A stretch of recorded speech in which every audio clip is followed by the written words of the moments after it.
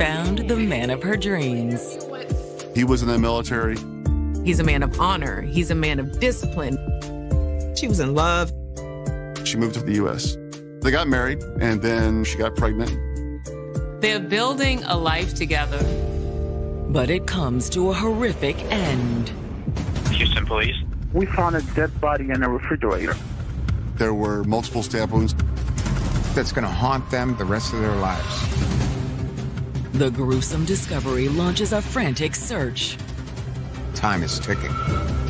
The police put out an Amber Alert. They're worried about that child. Where's the baby? Who has the baby? But are the police the only ones searching? To speak with the federales. Why flee to Mexico? He didn't tell me his full name. He said he feared for his son's life. She was tied up in an organized criminal ring. I call him the Nigerian Mafia.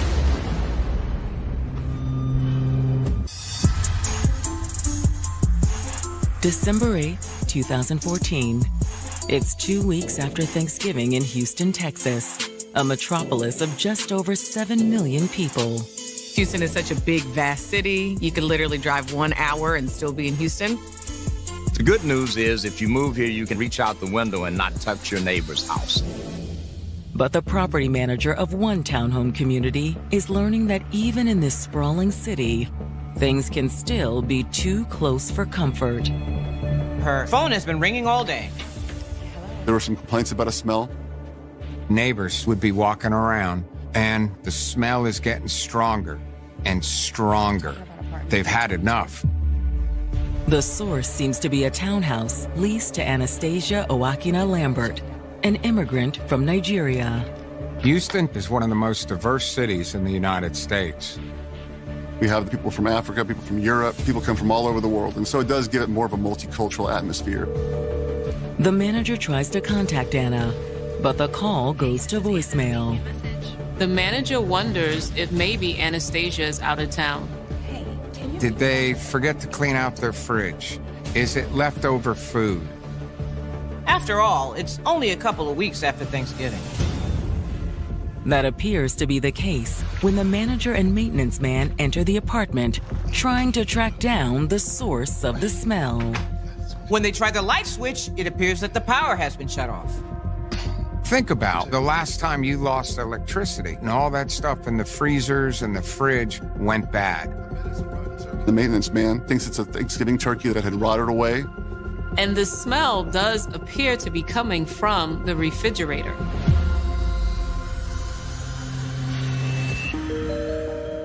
"27-year-old Anastasia Owakina Lambert had seen a lot of the world before putting down roots in Houston. Anna came from Nigeria, and she went to Thailand for schooling. Anna enrolled at a university in Bangkok to get a degree in multimedia journalism. Her hope and her dream was to be on a television station and a host on her own show. In 2012, while studying in Thailand, Anna met a former American serviceman named Patrick Lambert online. Patrick was 10 years older than Anna, and he was living in Hawaii. He talked a lot about how he was in the military. The fact that he was a veteran really impressed Anna. He's a man of honor. He's a man of discipline. He's a man that wants to serve other people because he wants to serve his country. Patrick was equally impressed with Anna. Anna was a fantastic person. She was generous, she was kind, she was loving. And what started as an online friendship quickly became something more. They fell in love. She was sure he was the man for her. She was in love and she was excited. So when Patrick asked Anastasia to move to America for him, she said yes. She moves to Hawaii. Not long after arriving in Hawaii, Patrick proposed, and they got married. She wanted to be married, and she kind of had those traditional values. Now armed with a green card from U.S. immigration, Anna was ready to take the world by storm. The interview, it was perfect. She'd already had her mind set on her goals because her dream was to have her own TV show. You have no idea how much I want this job. She got jobs in the publishing world. She worked for a web hosting company. She was really getting her foot in the door. But for a while, she still felt like something was missing. Even though she had her husband, she had goals, she had dreams, she wanted family. And in 2013, that dream became reality. She got pregnant with their son. She was thrilled to become a mother, and they were so excited to start a family. Soon after their son was born, the family moved to Houston. Anna and the baby went first. Houston has a large Nigerian population. So while it may be a foreign city to her, it's also a little bit of home.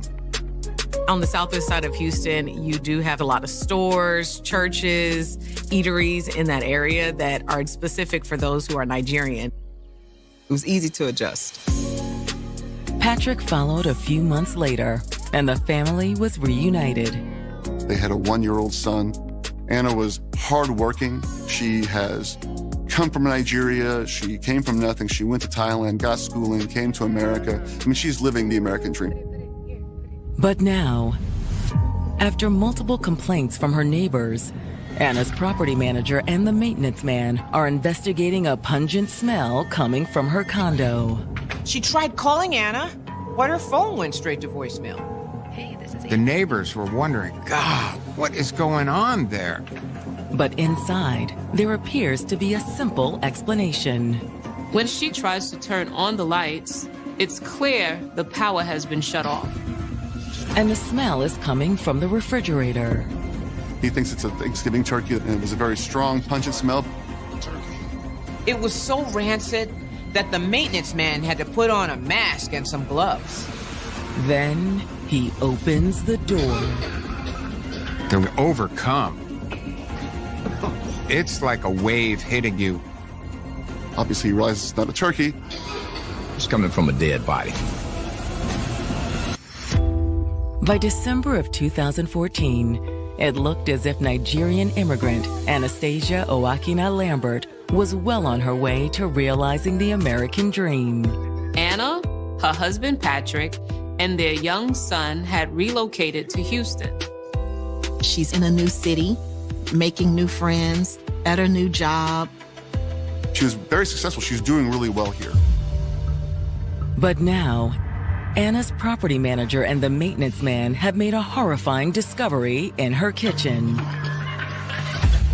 There's a grown woman stuffed in a refrigerator, just as if somebody went deer hunting and put their kill in a fridge to keep it on ice.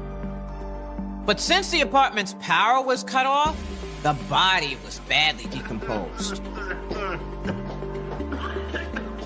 The smell of death is not a smell that you can get out of your mind. It's a smell that you'll always remember. That's going to haunt them the rest of their lives. As soon as she recovers her composure, the building manager immediately calls 911. Houston Fire Medical, what is your emergency? We found a dead body in a refrigerator. Although it's a dead body, it doesn't quite register with the 911 operator. Okay, we can start the CPR and I can tell you what to do until help arrives. That dead body's been probably there, I don't know how long. Is it smelly? Yes. Okay, we do have help on the way.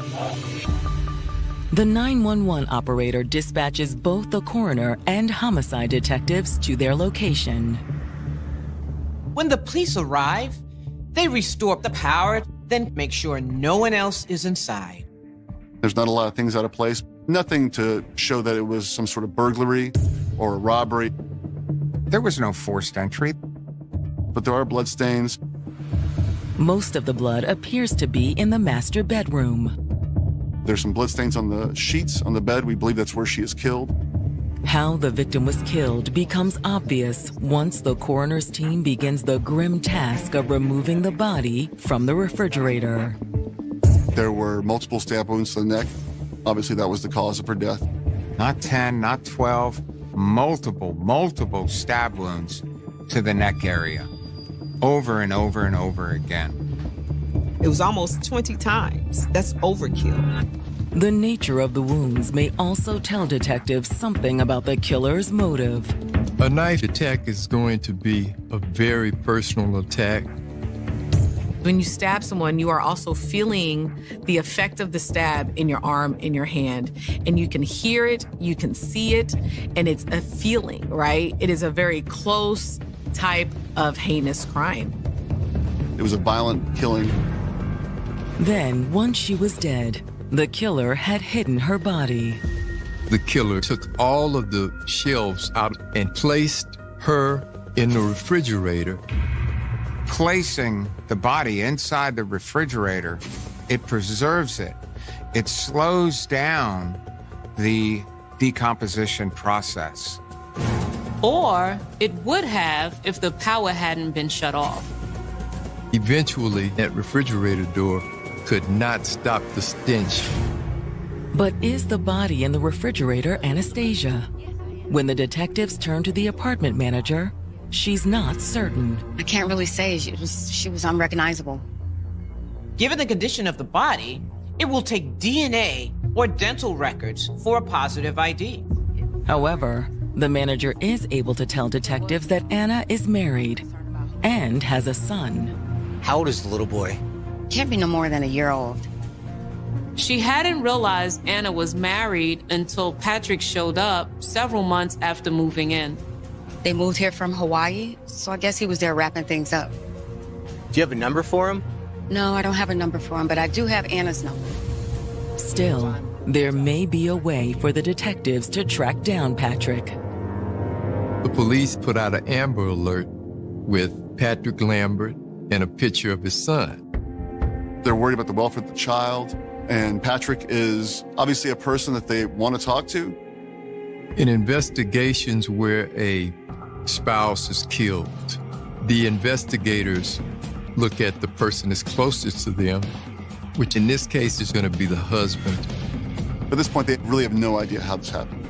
They just know that there's his body in the fridge. Could he be dead too? Or is he a suspect? All the detectives can do is hope that the Amber Alert leads them to Patrick and the missing child. Amber Alerts, they can generate tips. Sometimes they're false, but occasionally they come through. But will it pay off this time? Somebody called in saying they thought they had seen Patrick. And they give a location. Not only was Patrick alive, he was at a house only a few miles from the crime scene. Let's go.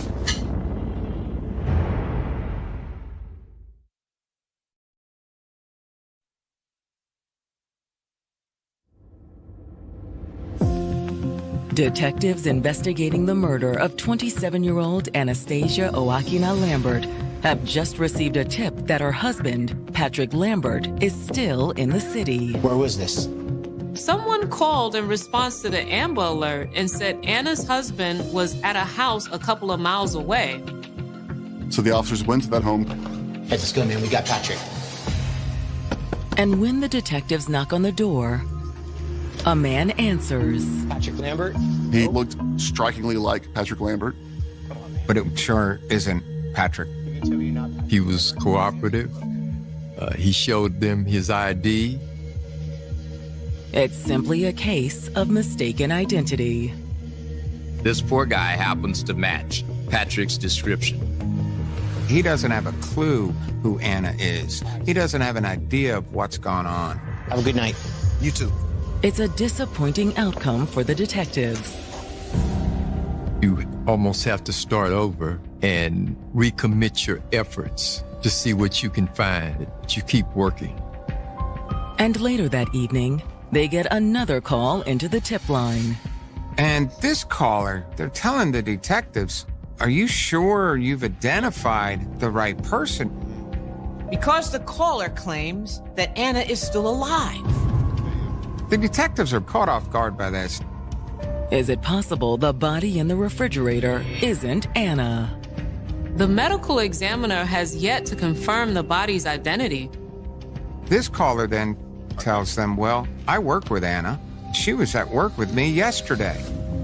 When the detectives contact the grocery store where the caller works, they confirm that a woman named Anna Owakina Lambert does work at that store. But the address that the store has on file for her isn't where Anna lived. Somebody was using her identity. Obviously, that's suspicious. Hoping to get to the bottom of it, detectives head to the mystery woman's address. They speak to her. She's very cooperative. Her name is Jacqueline Afia. Like Anna, Jacqueline is also from Nigeria. Is that how you know Anna? Sorta. We met in Thailand. Turns out that Anna and Jacqueline went to the same college in Thailand. We were both studying communications, and since we're both Nigerian, we just started hanging out. If you find someone that has the same interests as you, it helps you adjust or to acclimate to wherever you are. They became close, but had lost touch after graduation. She went to Hawaii, and I ended up here. But she says that about a year ago, they reconnected. They're talking about their family, their life. She was talking about leaving Hawaii. She's like, if you come here, I got you. You can stay with me. So in return, Anna had done a favor for Jacqueline. Jacqueline couldn't work legally in the U.S., and she was having trouble finding a job. I was filling out all the applications to get a green card, but it was taking too long, and I was running out of money. Until Anna came up with a solution. She says, look, girl, don't worry about the green card thing. You can use my ID. She's married. She's not really financially in dire straits. However, her friend is. No, we cannot do that. You're like my sister. Come on. What if we get caught? Don't you worry about that, okay? She understands that you have a lot of obstacles in your way, and if I can help you, even if it puts me at risk a little bit, I'm going to do that for you. So Anna, being the generous person she was, allowed her to use her information to then pose as her and work. Are you sure? Positive. Okay. She did not steal someone's identity. It was given to her, willfully. I just can't believe she's gone. So you've heard. About the body? Yes. But it's what Jacqueline says next that really grabs the detective's attention. I was afraid something like this would happen. Why's that? Anna was trying to get out of the marriage. That's why she moved to Houston. She was in an abusive relationship.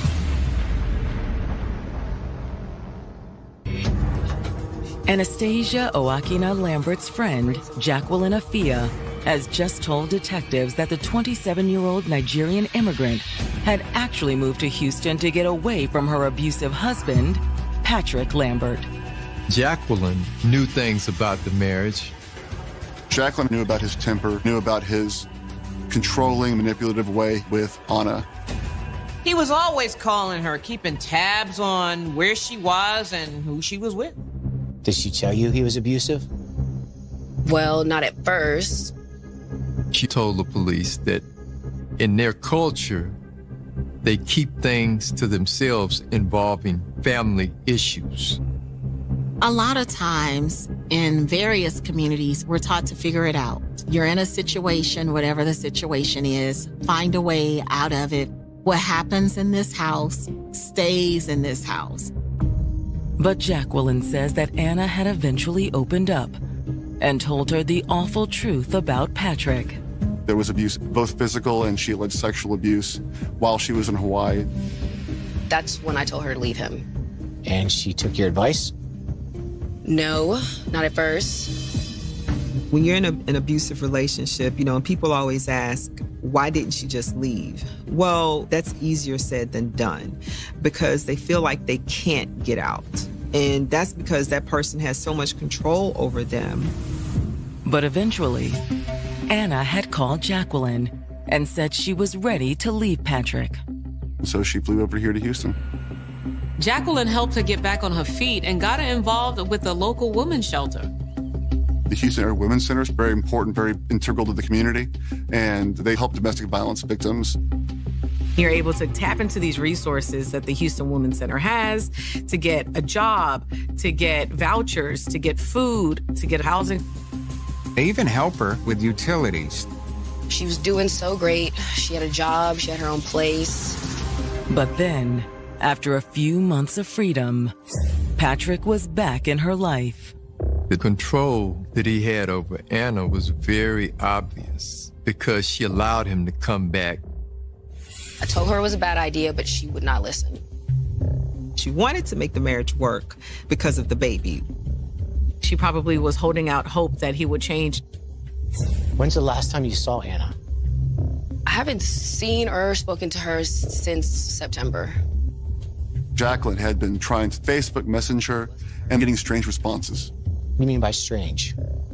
Well, they didn't sound like her. You think someone was using her account? Yeah, I think so. And Jacqueline has a pretty good guess as to who was impersonating Anna and why. She told him she wouldn't be surprised if Patrick was behind her murder. And after hearing her story, detectives were inclined to agree. After talking to Jacqueline, the investigators have their first suspect. At that point, there was really only one person, that was Patrick Lambert. With no leads on his whereabouts, the following morning, detectives follow up with the Women's Center. The Houston Area Women's Center had an intake sheet that kind of spelled out why she was moving to Houston, why she needed shelter, and it talked a lot about her abuse. Anna has revealed that Patrick's been violent in the past. He's threatened to kill her. She's doing everything that we ask people to do in domestic violence situations. She's asking for help, and she's fleeing the situation. But like many women in abusive relationships, she allowed her abuser back into her life. Some people think they want help, but they may not be fully ready to get the help that they really need. She stopped coming in for her counseling sessions, and she stopped returning my calls. The Houston Area Women's Center is trying to locate her, but they figured she just left with Patrick, because that's often what happens in domestic violence situations. And by late November, the center stopped paying for Anna's utilities. The Houston Area Women's Center required Anna to send them the bills to pay for them. So all the utilities are shut off November 21st. Roughly 2 weeks later, neighbors started complaining about a smell coming from her home. Between Jacqueline and Anna's caseworker, the detectives are convinced that the woman in the fridge is Anna, and that Patrick is the one who put her there. They sure knew they needed to find Patrick, and find him quick. Time is ticking. But with no new leads, detectives focus on building up their case against Patrick, starting with a search through their database. They found out on September 2nd, there was a police report where Patrick had threatened Anna with a knife. Nothing came of that. She asked the police not to press charges. Also alarming is what they don't find. There's no record of Patrick ever being in the military. Everything about this guy is a red flag. Next, the detectives reach out to a woman Anna's caseworker had mentioned was one of her close friends at the women's shelter. What I want to do now is just talk to you a little bit about everything, okay? Oh, okay. Did she ever tell you about Patrick? Yeah, she told me about some stuff that happened in Hawaii. I heard from another friend that he had threatened her. I didn't know that, but she just told me that they used to fight a lot, and her mom sent her like $1,000 for her plane ticket to leave Hawaii. She had a good support system. Detectives also talk to Anna's employer, who has only good things to say about her. She was hardworking. They really thought she was a great employee. But her boss says the last contact he had with Anna, a Skype message, had made him suspicious. I don't think that was her answering. The message contained multiple questions about a project that she had already finished. That's very strange. Yeah. Yeah, really strange. At the beginning of September, her sister in Germany asked me to get in contact with Anna because she wasn't contacting the family. And so I sent her a message on Skype and said, contact the family. And I just thought she'd been really, really busy, you know. But then he got another strange message, this time from Patrick. He sends an email on September 28th saying that Anna had a family emergency and that she was going to leave the country and that she wasn't coming into work. The detectives know it was a lie. Anna wasn't out of the country. she was in the refrigerator. But where are Patrick and the couple's 1-year-old son? It can be frustrating having nothing. Old homicide detectives used to say, if God wants the case solved, we're going to get that magic phone call. And luckily, it doesn't take long. On December 12th, 4 days after they found Anna's body, the detectives finally get a lead. Homicide. The caller is a woman named Veronica Castillo. Veronica is in Querétaro, Mexico. It's not a very populated area in Mexico. It's much deeper in Mexico than you would think somebody would travel. But according to Veronica, there was someone new in town. He told her his name was Patricio Santiago. You know, something was odd about him because he said, don't ask me nothing about my past. Detectives investigating Anastasia Oaquina Lambert's murder have received a tip that her missing husband, 38-year-old Patrick Lambert, may be living on the lam in Mexico. When did you first see him in Mexico? I think it was the end of September and beginning of October. Which is right around the time police believe the murder took place. And unlike earlier sightings, the detectives have reason to believe this isn't a case of mistaken identity. According to Veronica, Patrick has a little boy with him. In the beginning, when I started talking to him, I didn't know he had a baby.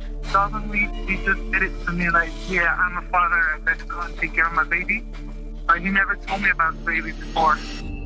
Veronica said she actually had played with the son some. She'd also become very close with Patricio. They end up having a sexual relationship. Your wife gets murdered in Houston in September, and already by November, you're dating this new woman. And by then, there was no doubt about Patricio's real identity. Patrick trusted her enough that he revealed his name to her. He told her he was Patrick Lambert. Eventually, he even told her a little about his past. Not that Veronica believed much of it. Patrick said he was married, but that he and his wife were separated. He gave a lot of weird stories about how Anna was off fighting a war in Africa. Something was like strange about him, and I just kind of ignored it. She figured he was just telling tall tales. However, there were other things about Patrick that were harder for her to ignore. He had a really bad attitude sometimes. Well, did he ever get violent with you? Did he ever hurt you? No, not really.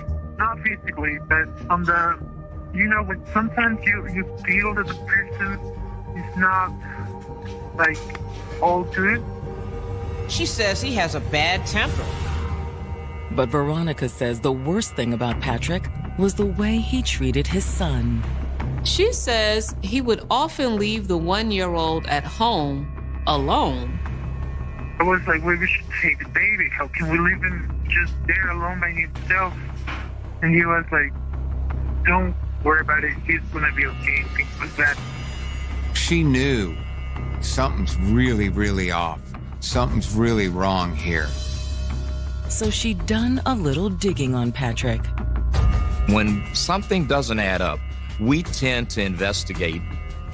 And it didn't take long in this world of the internet for her to find the story about Anna, for her to find the Amber Alert, and more importantly, to see the photo of Patrick Lambert. At that point, the bells would start going off. There is a child involved. There's a woman that's been murdered. There's a man on the run. Once she knew the whole story, Veronica contacted the Houston police. Veronica did the right thing. And after talking to Veronica Castillo, the detectives make a call of their own to the Mexican Federal Police. The federales were very cooperative with Houston Police Department. The Mexican authorities are able to locate Patrick and place him in custody. While awaiting the transfer of both Patrick and his son back to the States, the Houston police get a call from the property manager at Anna and Patrick's townhome. By this point, detectives have released the crime scene, and the manager is getting the home ready to be re-rented. Everything's been cleared out. A cleaning crew's in there with bleach, scrubbing walls, repainting, trying to make it as fresh as possible. And in the bedroom closet, they find something police had overlooked. The cleaning crew finds a knife. Not just one knife, actually 2 knives. Could either of these knives be the murder weapon? The crime scene folks get back out there, and they're able to preserve them. The knives are still at the crime lab when Patrick, fresh off the plane from Mexico, finally sits down with the detectives in Houston. Since you were brought in here by the customs people and everything, I said we got a lot of rules. Okay, so I'm going to read you your rights.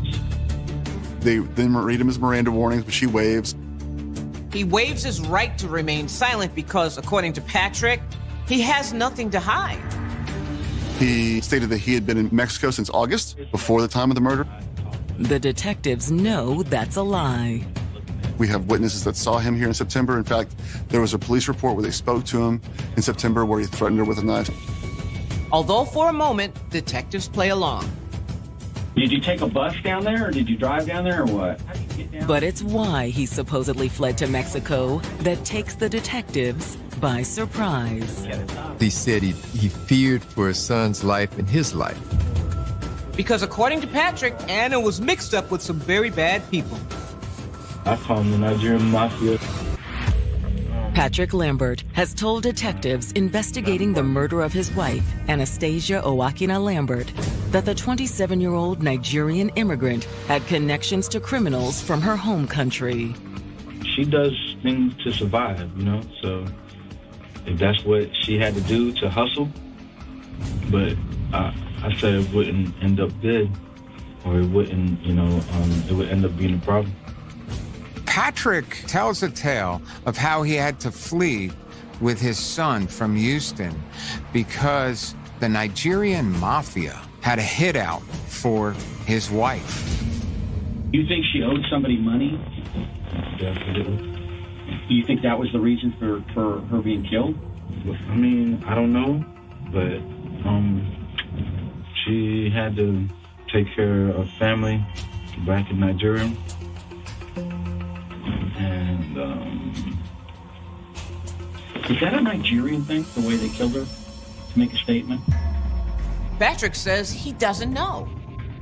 He said that she was tied up in these things, that she was doing all this criminal behavior. But the detectives don't believe a word of it. I know you killed Anna. I know you did. Been doing this a very long time. The story was so ridiculous. We found absolutely no ties to her having any sort of criminal behavior whatsoever, much less ties to an organized criminal ring.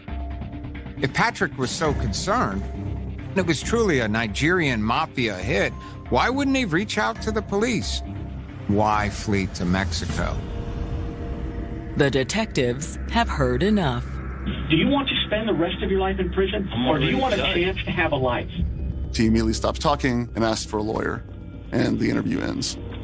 At the end of the interview, the detectives arrest Patrick for first-degree murder. Between his history of abuse and the fact that he fled to Mexico, detectives believe they have a strong case. But when the case goes to trial in October of 2019, Patrick has one more surprise for everyone. The day jury selection begins, he decides he's going to represent himself. Him serving it as his own counsel was one of the craziest things I've ever seen.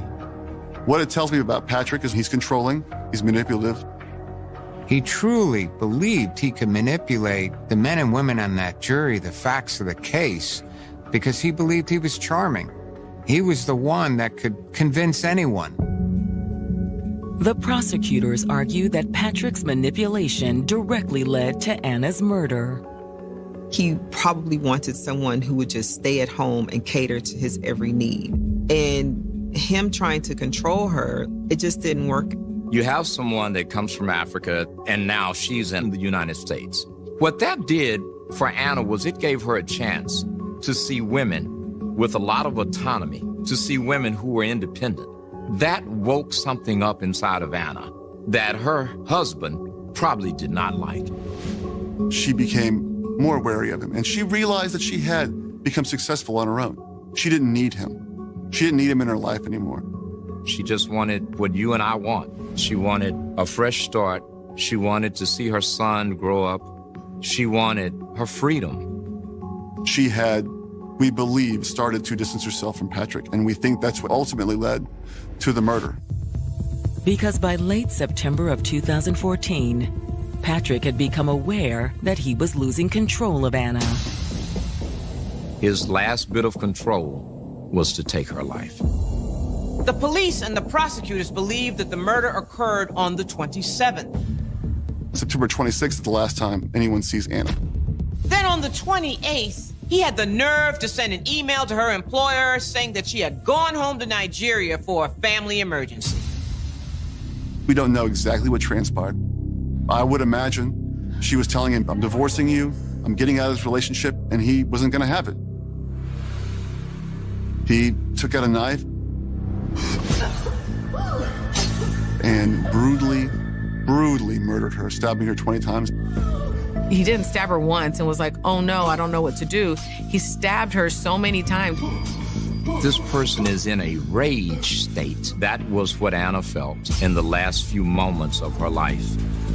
And when the rage subsided, he tried to hide what he'd done.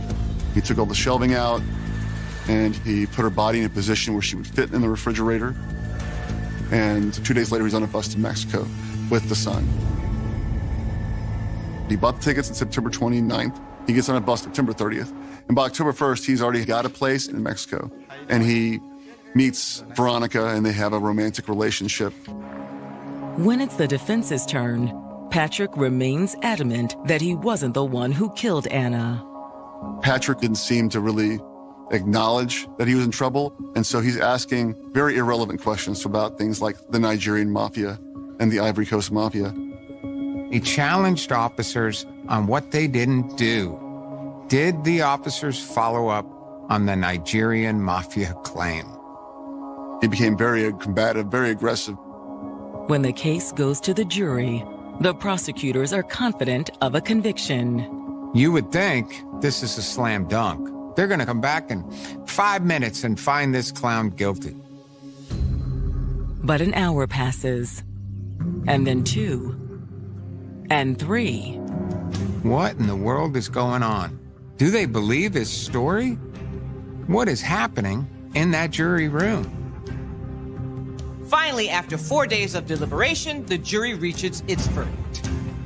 Patrick was found guilty of murder and sentenced to life in prison. Under state law, he's eligible for parole after 30 years. But he'll only spend a few days behind bars. Shortly after he went to prison, he killed himself. He took his own life because that was his last part of his life that he could control. No one's gonna tell me what to do.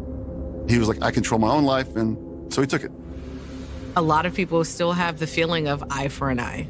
But even that doesn't feel like justice because the victim's family, friends, and those that were close to her still feel the pain for the rest of their lives. There are many victims, but the most prominent one that stands out, in my view, is the child. Neither one of his parents are there to see him grow up. And since Anna's family is in Nigeria,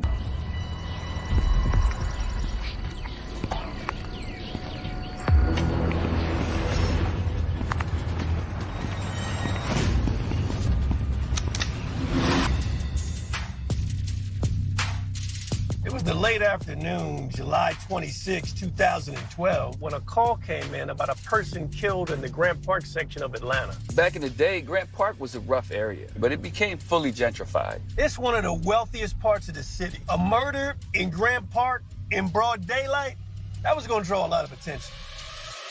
There was already a lead detective assigned to the case. He was young, up and coming, and doing great work. Still, our commander wanted us to assist in the investigation. The media was going to grab a hold of this one. So we headed to the scene to shepherd this young detective and make sure the investigation ran smooth.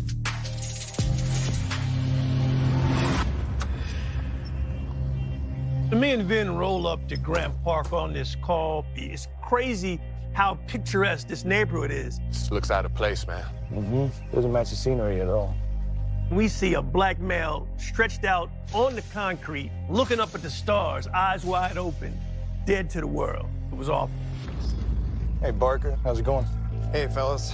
And we check in with the lead detective, Steve Barker. You got your first big fish, man. Steve Barker wasn't really brand new, but he'd never received a homicide that had all the eyes of the city shining down on it. It was a big deal for him. Take all the help I can get. We got your back, all right? Give us a tour. He's laid supine on his back. His hands are up in the air as if he was given up in death. We see a green cigarette lighter still in the clutches of his hands. We also see a broken, fresh cigarette. All right, so it looks like this brother was about to spark up when he got killed. Probably completely surprised. So we got to understand he didn't even know what was about to happen to him. All right, did we get any ID yet? Not yet. So now the medical examiner arrives on scene, and we get a chance to assess the body. We've got one gunshot. It entered in here. Did y'all get any shell casings? No. There's no shell casings. So now we're thinking more than likely this victim was shot with a revolver. Got a wallet. Thanks. David McReynolds, 54 years old, lives on Augusta Avenue. Augusta Ave. Damn. It's only a block away, man. It's the saddest thing we could think of, to be killed that close to your home. He had a lot of cash on him. Okay. All right, so nobody cleaned this gentleman out.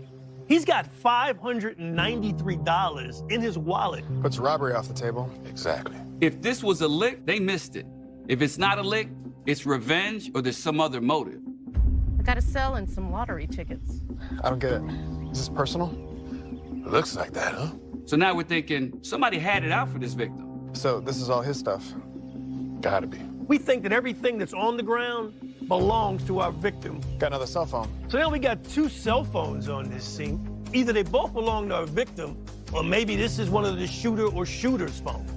2 cell phones. Maybe our Vic's in the drug game. That would explain the murder better. If someone's involved in the drug trade, it's not uncommon for them to have 2 phones, one for personal use and one for business use, much like regular businessmen do. Yo, this is a lot to unpack here. This is the puzzle upon puzzles. What's the situation with this dead man? Well, in this neighborhood, somebody had to have seen something, so let's start canvassing. Let's see if we can find some witnesses. Yeah? Thank you, Doc. Let's get to know this neighborhood. We got to go out and make some friends.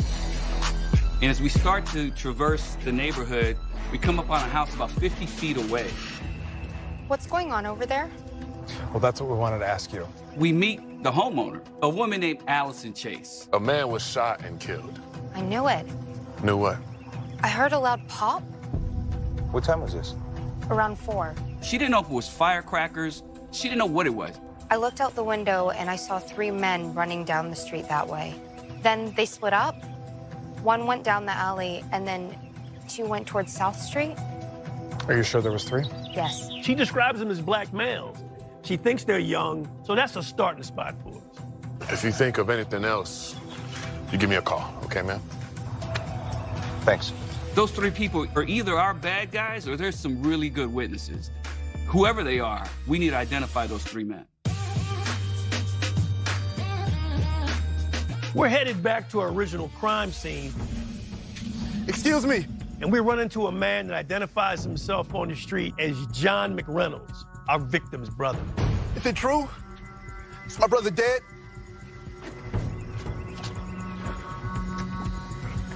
Yes.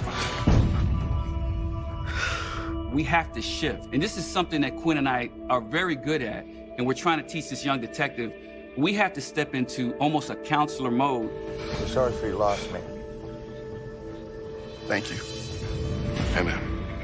Tell us what you can about your brother, all right? He was a hero. He says his brother was a U.S. military veteran that was on disability, that he was loved in this neighborhood. Just lived with his girlfriend around the corner and led a pretty unassuming life. Talk to us about his girlfriend. Her name's Anita. We know historically from working cases that love can hurt, and lovers kill each other. She didn't show up on scene, And our victim wasn't robbed. All options are on the table at this point. Were they cool? Yes. John McReynolds quickly had us pump our brakes. He said these two were in love. He in no way felt like she could have anything to do with this unimaginable killing of his brother. Do you know what David was up to today? Probably lottery. Played a couple of times a day at a store around here. That explains the lotto tickets and the cash that we found in our victim's pockets.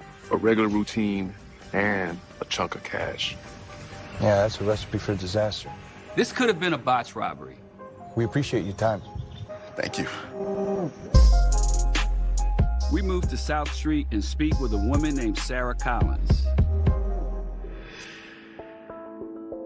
How can I help? Did you see or hear anything suspicious? Well, I was driving down the street to go to the store, and I saw these black guys. Sarah Collins goes on to explain, while these guys weren't running down her street, she said they were in a hurry. Where did you see them? I believe it was at the corner of Orman and Grant Terrace. That's only a few blocks away from our crime scene. All right, now what time was this at? It had to be a little after 4. That fits our timeline and our first witness. One went down the alley, and then 2 went towards South Street. What do they look like? Yeah, it was weird. One of them waved at me. Sarah Collins describes one of these males as 20 to 23 years old. He had braids. That's pretty distinctive description. So that's pretty good information right now. He had on Timberland boots, and his pants were hanging really low. What about the other guy? He was tall and skinny, looks to be maybe 18 to 20 years old. She gave us some good information. I mean, we got great breadcrumbs from our 2 witnesses. Now it's time to work other areas and see if we can dig these kids up. This investigation is about to be off to the races. Them 2 boys are cousins. Everybody was talking about this homicide. Hey, you see what I'm seeing? Yeah, he's stalking. This guy's final moments were actually caught on camera. As the case comes into full view, we are thrown for a loop. This put a roadblock up on our whole investigation. You guys heard of a Steve Sadow? These suspects were untouchable. I'm the guy in the video. But a game-changing lead will put us back on track. Yo, what'd you get pitched for, yeah? Said kill some old guy. Can we get a killer to open up? Sometimes you gotta come down to a suspect's level to get them to... We've got 1 gunshot to the midsection. We're helping work the murder of 54-year-old David McReynolds, who was gunned down in the Grant Park section of Atlanta. This kind of thing just doesn't happen down here. This isn't that neighborhood. This has everyone on edge. Do you know what David was up to today? Probably lottery. We run into the victim's brother, and he tells us that his brother David used to love playing the lottery 2 times a day. A regular routine and a wad of cash. Yeah, that's a recipe for disaster. Maybe somebody figured our victim's routine out, and they wanted a piece of his winnings. We appreciate your time. Thank you.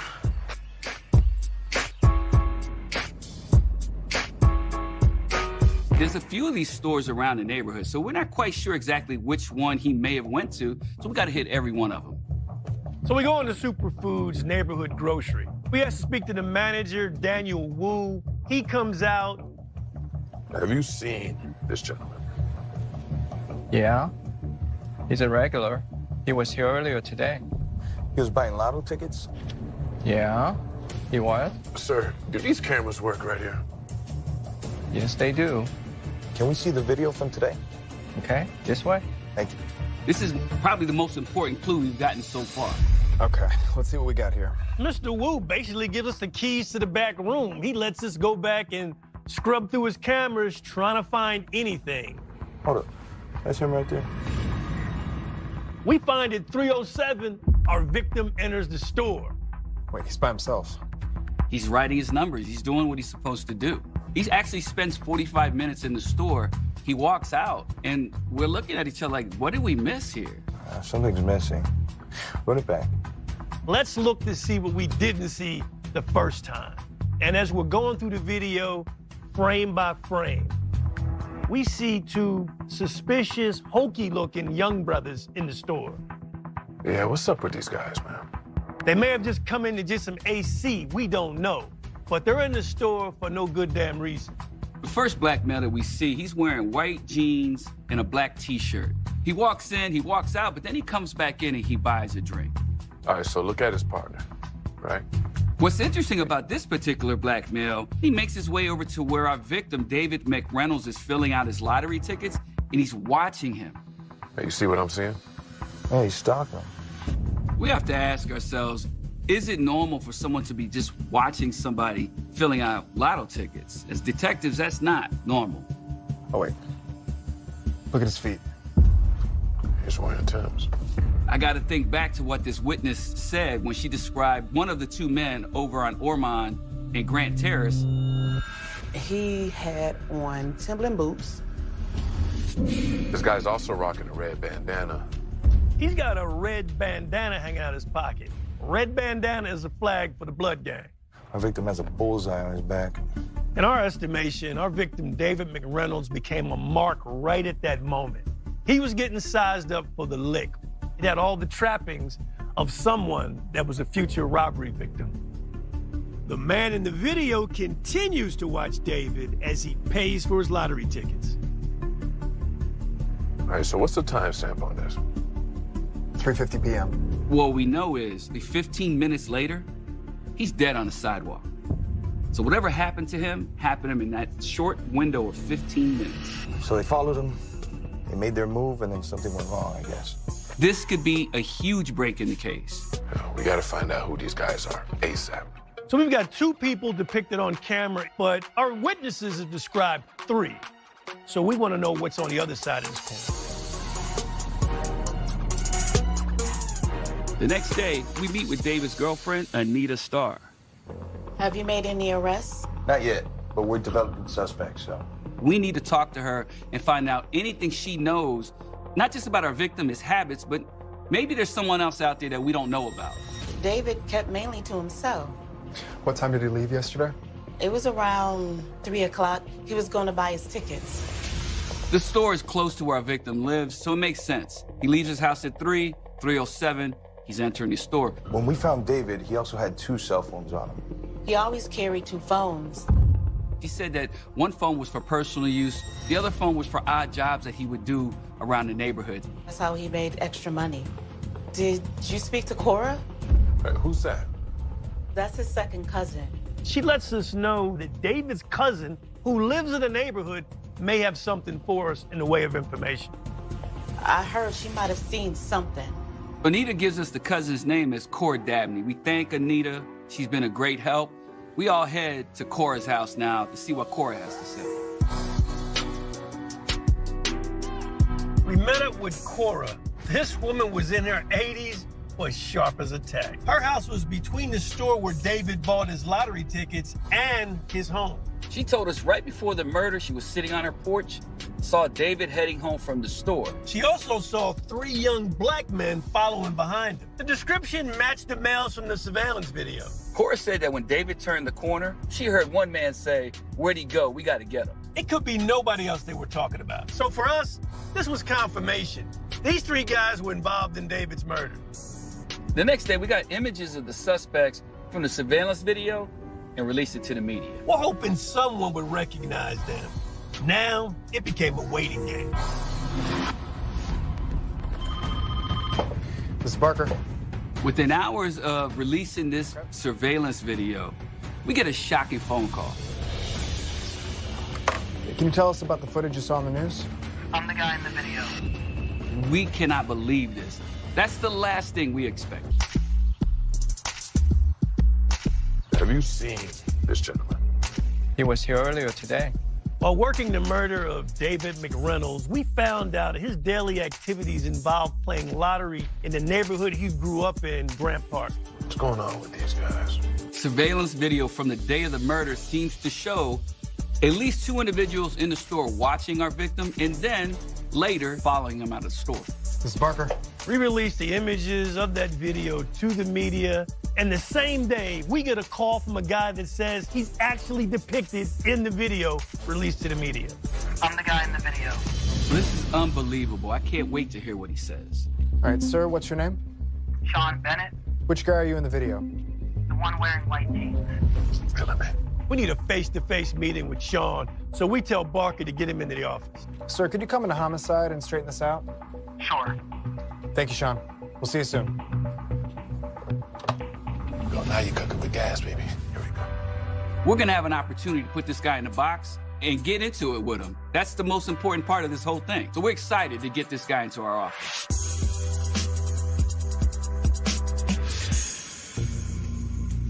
Sean actually comes to our office, but he brings his girlfriend's mother, Brandy. You're his moral support? I'm the one who saw him on TV in the first place. Sean, this you? We want Barker to take the lead. He is the lead detective. So he's actually talking to Sean. And wherever we need to jump in, that's where we'll jump in. Yeah, but I swear I didn't kill anyone. Then why were you in there? To buy a drink. That's it. Check the tape. We know that for a fact because we see him make the purchase towards the end of his time in the store. Who's this right here with the Tim's on? We weren't together. Sean says he doesn't know the guy that came in the store. He says that when he left, he saw the guy with the red bandana and the Timbs walk outside and talk to two guys he knows as Crash and Mont. Crash and Mont. Them two boys are cousins. Brandy's chirping out loud. She's jumping in like she's effectively his counsel. I mean, he brought his neighborhood lawyer. So you know them? I know they in a gang. She says both of them have recently joined the Bloods gang. What else can you tell us about these cousins? They live over there in Grand Terrace. We gotta think back. We have a witness who saw two men running towards Ormond Street and Grant Terrace. So that's geographically correct. It's all adding up there. You know what? Give me a second. I'll be right back. I leave the interview and I go print out a map of Grant Park to include the area of Ormond Street and Grant Terrace. Can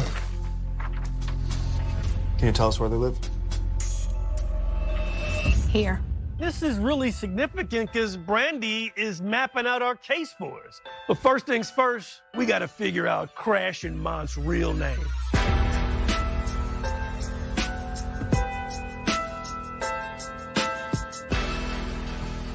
Steve, what's the address? It's 3725 Grant Terrace. So I'm typing in the address that Brandy gave us where Crash and Mont live. And the reason why is we're trying to get a history of this house. All right, here we go. We got two names associated with this address. We got Ricky Holt, 17 years old, and Montavious Jones, 19. Teenagers? And they got the nicknames to match. It shows where Ricky Holt is actually identified as having a street name of Crash. And he's a member of the Blood gang. Montavious goes by Mont. We're thinking we got this thing licked. We have identified Mont, identified Crash. This is it. Okay, what's the move? We need some positive ID from our witnesses. Let's work on that. Mont and Crash, though young, they have a limited criminal history, but enough where we get photographs of both of them and we put them in photographic lineups. We were excited, so we brought in all of our witnesses from Grant Park to have them look at our lineups. But we struck out with everyone we brought in. Nobody could pick anybody from these lineups we presented. We felt completely defeated. We were positive we identified at least two of our bad guys. The only person we had to show the lineup to yet was Sean Bennett. He was the one who mentioned these two guys in the first place. He was our last hope, so we're praying he can come through on this.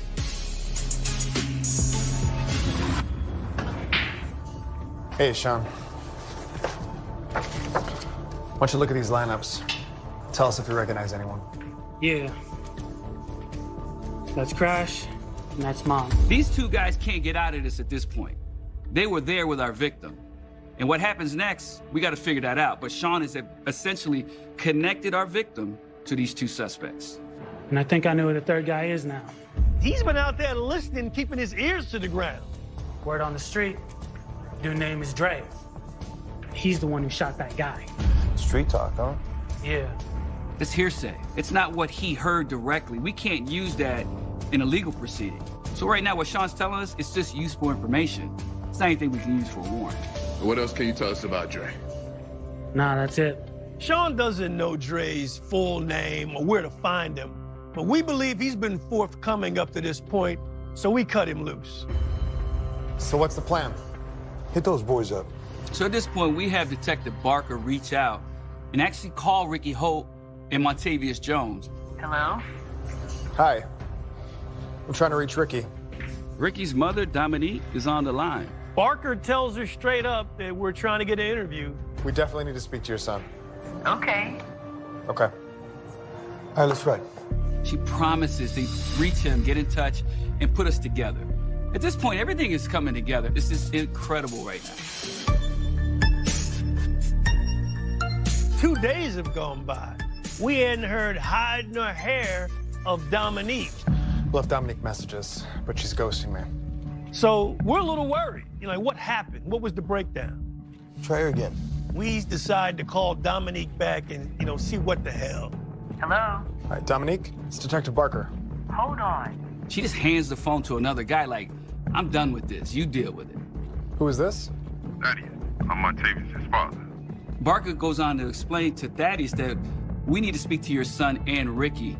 And quickly, Thaddeus says, no problem. I will bring them to your office tomorrow. I'll keep my word. Okay. We'll see you tomorrow. Got a good feeling about this. We feel like he said he's going to bring these two youngins to the station the next day. He just pulled out the defibrillator. Our case is back on track. But with the finish line in sight, things take a turn. Yeah, that's them right there. Crash and Mon.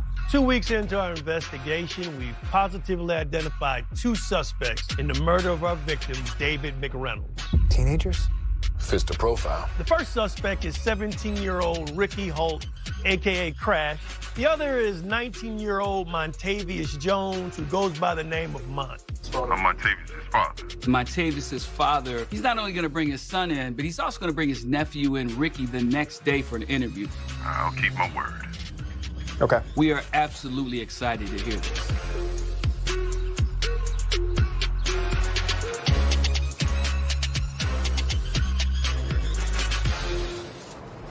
Barker, chin up, man. I just got a call. Boys aren't coming in. We get a call now from Thaddeus, the father of Montavious, and he's not bringing them in. In fact, what he's telling us now is they're not coming in because they have an attorney. That's the worst thing we could hear at this point. All right. I don't understand. You and me both. He was all enthusiastic the day before. What the hell just happened? We're in trouble. That's our experience in 12 years in homicide. Very rarely does an attorney allow someone to speak to us unless they're just really witnesses. So now we're thinking, these are probably 2 of the 3 guys that we're looking for. They got representation now. We can't talk to them. All right, so who's the attorney? Have you guys heard of a Steve Sadow? Oh, man. This particular attorney, both Quinn and I know him. He's got a reputation, not just in Atlanta, but nationwide. Like, this guy is known to represent high-profile clientele, athletes, artists, people who have money and have notoriety, even wealthy businessmen who get themselves in a pinch. So this is a heavy hitter. Yo, somebody in that family must have money to hire that guy. So we knew at that point, we definitely had our work cut out for us. Look, I'm telling you right now, those kids are wrapped up in the cocoon. All right. Time to come up with a new plan. Grab a chair.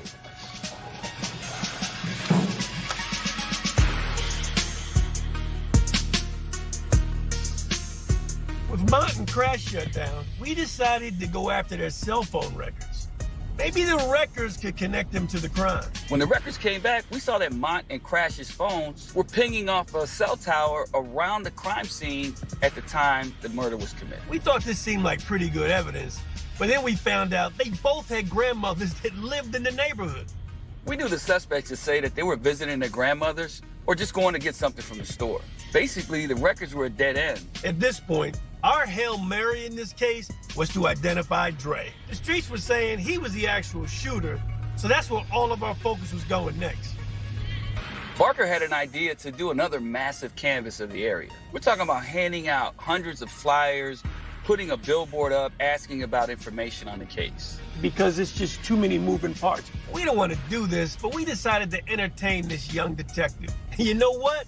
This move paid off.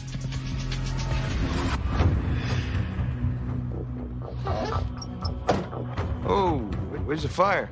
We got him. Dre. An anonymous tip comes in from someone who identifies our actual shooter. It's 22-year-old Andre Bird. Andre Bird. Andre. Dre. We got to give Detective Barker his flowers. I mean, he came up with this. This newfangled way of reaching out to the public. That is a parade of law enforcement landing in a neighborhood looking for evidence. I'm talking the horse patrol, the motorcycle squad. It was a show of force that we necessarily didn't agree with. He just scored. Big W. Had to have happened as a result of the neighborhood canvas, and we're excited. The tipster said he was previously arrested by APD.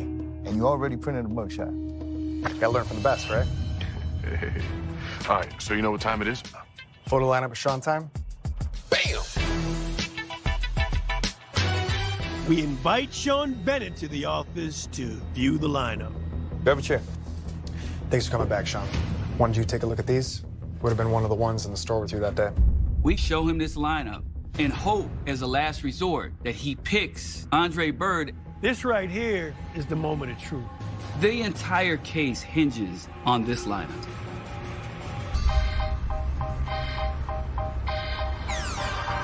Boys aren't coming in. We had a major snag in a murder investigation of our victim, David McReynolds, when two of the suspects we have identified hired a high-priced attorney and would not let them talk to us. We're in trouble. Just as we think the case is fried, we get an anonymous tip identifying the third suspect as Andre Bird. The tipster said he was previously arrested by APD. So we call Sean back up, sit him down in front of a lineup to see if we can make an ID. That's Dre. We have effectively identified Andre Bird as the Dre suspected of being our shooter in our homicide case. We're there, man. Not yet, but we're closer.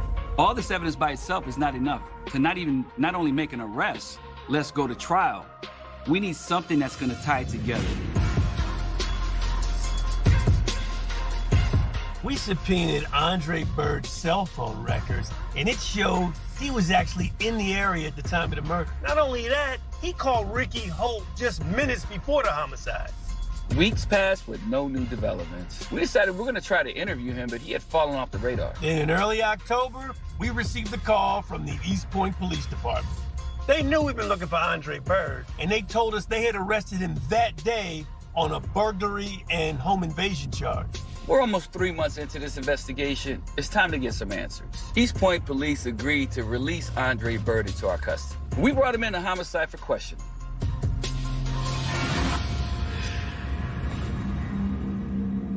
This is gonna be Barker's coming out party. With all this training, all this know-how being injected in him during this investigation, he's gonna get a chance to talk to the #1 suspect in the death of David McReynolds. We're excited. We're gonna sit back, we're gonna watch this kid do his thing with this suspect. I want to talk to you about David McReynolds' homicide in Grant Park. I heard about what happened, but that's it. Barker, being a smart detective that he is, shows the same surveillance still from the store and shows it to Andre Bird. Can you tell me who that is? That's me. So far, Barker's doing a phenomenal job. He's got the suspect to identify himself in the store in the presence of our victim. Barker then needs to take it to the next level. So what happened next? You follow the victim? He is really pressing Andre Bird, trying to get him to understand he's got him involved in this murder investigation. Come on, man. Telling you, I ain't do nothing. I went home. Do you know who crashed in Montes? Yeah, I know him from around the neighborhood. Detective Barker gets right to the meat of the matter. Great. Can you explain this call to me? And he says, I got phone records showing you talking to Crash right before my murder. Yeah, I called him later to meet, hang out. You gotta come clean. I'm telling you the truth. Andre Bird, he's not even giving Detective Barker a chance to finish his question before he's formulating an answer. You know, Bird is too comfortable. This is it for us. At this point in the investigation, if we can't get Andre Bird to admit to what happened to our victim, we're done. Time to shake some things up, man. Bingo. When you gotta relieve the homicide detective that's not really getting anywhere, you gotta make it seem organic in front of the suspect. I rap on the door and I'm like, yo, I heard somebody needs a smoke around here. My bad. They told me somebody in here needed a puff, so. Barker, playing along with me, says, yeah. Need a smoke break? Yeah. Come on, bro. I got you. I said, come on outside, man. You can't smoke in here. So Andre Bird gets up, and we take the elevator ride downstairs. Yo, I feel like people been crawling up my ass all day. You know what I'm saying? Uh-huh. I wanted him to think that I wasn't coming in to try to get the confession from him. Yo, what'd you get pitched for, yo? And he said, kill some old guy. I'm just trying to give him a smoke and have some healthy conversation about why he's down there. And it works. Hang in there, all right? If you need to take a break, just ask. I'm trying to sell myself to him because I want him to be comfortable. I've been down this road many times before with these youngins who have killed, and they need a hug. They need somebody to give them a conversational hug.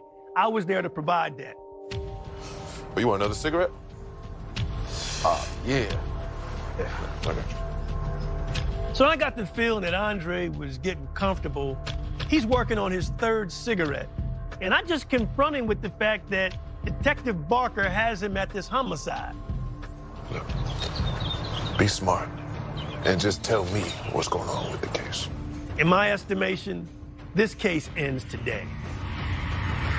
Did you follow the victim? I'm telling you, I ain't do nothing. I went home. 12 years in the homicide unit, me and this guy were getting the feeling collectively Andre Bird was really comfortable with Detective Barker. Time to shake some things out, man. He needed a little bit of sauce up in that room to make this thing pop. They told me somebody in here needed a puff, so... It's time for us to tap in, go in there, and bring Andre Bird out of that room.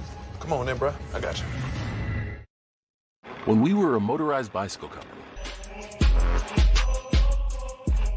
Can you tell me who that is? That's me. We finally have Andre Bird in an interview room to question him about the murder of David McReynolds. Do you know Cash Amount? Yeah, I know him from around the neighborhood. We were watching Detective Barker, and he was doing a great job. He just couldn't move that football over the line, and that's okay. Oh, you want another cigarette?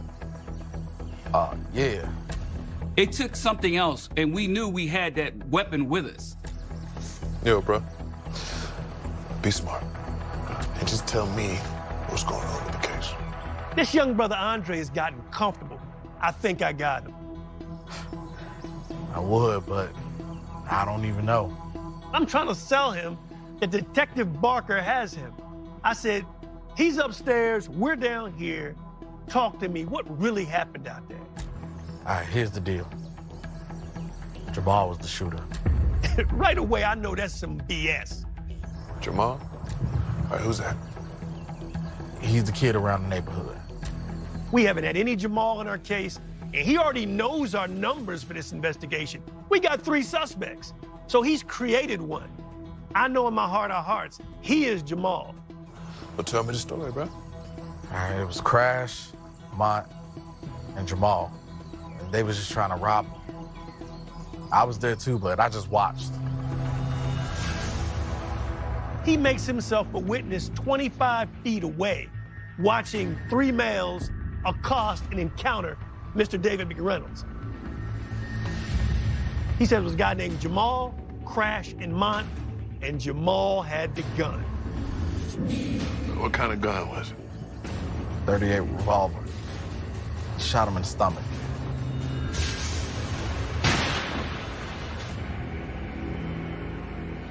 He watched him shoot David McReynolds, and then he ran home and cried about it.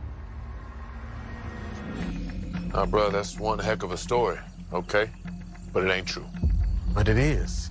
I confront the brother and I say, look, man, what you're doing is lying. So I lied back to him and said, we already locked in Jamal. He ain't in this. He's been alibied out. I need you to stop playing with me, all right? Tell the truth. I get loud on him, and at some point, he just explains that it was a lick. All right, it was me, Crash, and Mont.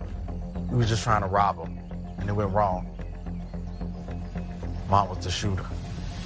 This is a confession. It's a veiled confession, but a confession nonetheless. Now it's time to walk Mr. Bird back upstairs and let our boy, Detective Barker, bring it home.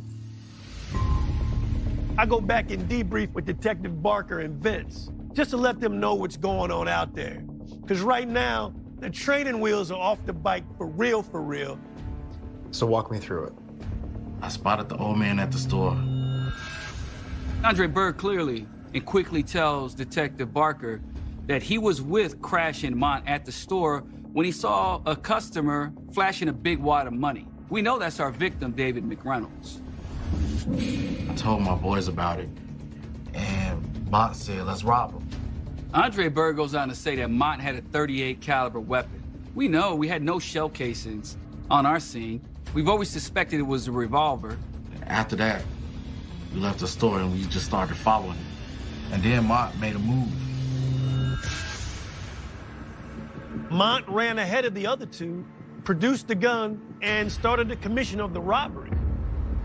He said David McReynolds offered no resistance, put both his hands up, and was fully submissive. He was holding a gun. His hands was nervous. It was real shaky. Made me nervous. After Mont pointed the gun at him, he started going through David McReynolds' pockets. And at some point, according to what Andre said, Mont got really nervous and shoots David McReynolds. Why'd he shoot him? I don't know. The victim didn't have a gun, didn't resist, didn't fight, and he has no idea why he pulled the trigger. After he shot him, we just bugged out. And we didn't get any money. I was self-serving. I don't in no way buy this story that Mont did it or had anything to do with the gun. I mean, this is a veiled confession. It looks like it might have been an accident, but it doesn't matter. If you plan a robbery, which is a felony, and someone dies, you're guilty of murder in the state of Georgia. Felony murder. After the interview with Andre Berg, he is quickly charged with aggravated assault, murder, and attempted armed robbery, and felony murder. In August of 2015, Andre Berg goes to trial and is convicted on all counts and is sentenced to life in prison.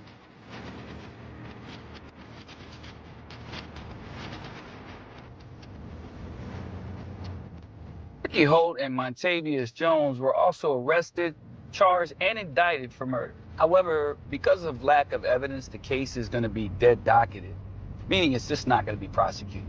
This is a situation most people just don't understand. Under the law, you can't take the word of one co-defendant as the only evidence against his other co-conspirators. It's just not within the confines of the law.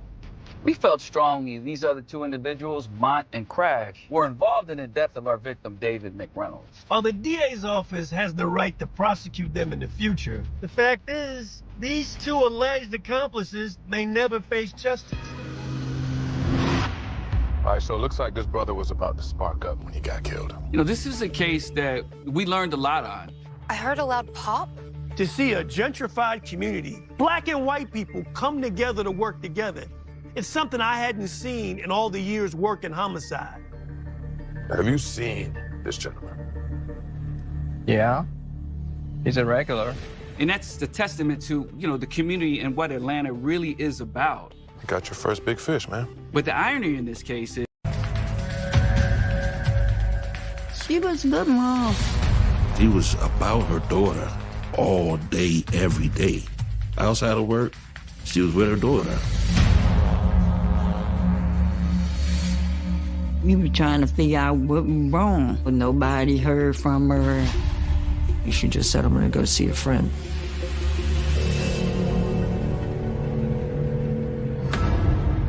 Family members were back in this neighborhood again today, passing out flyers. This is more than just a missing person. An anonymous tip came in, and that 6 people were involved. They wanted to teach her a lesson.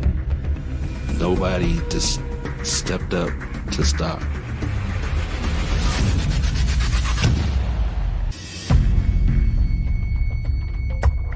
Washington, D.C., capital of the United States, home to over 650,000 residents.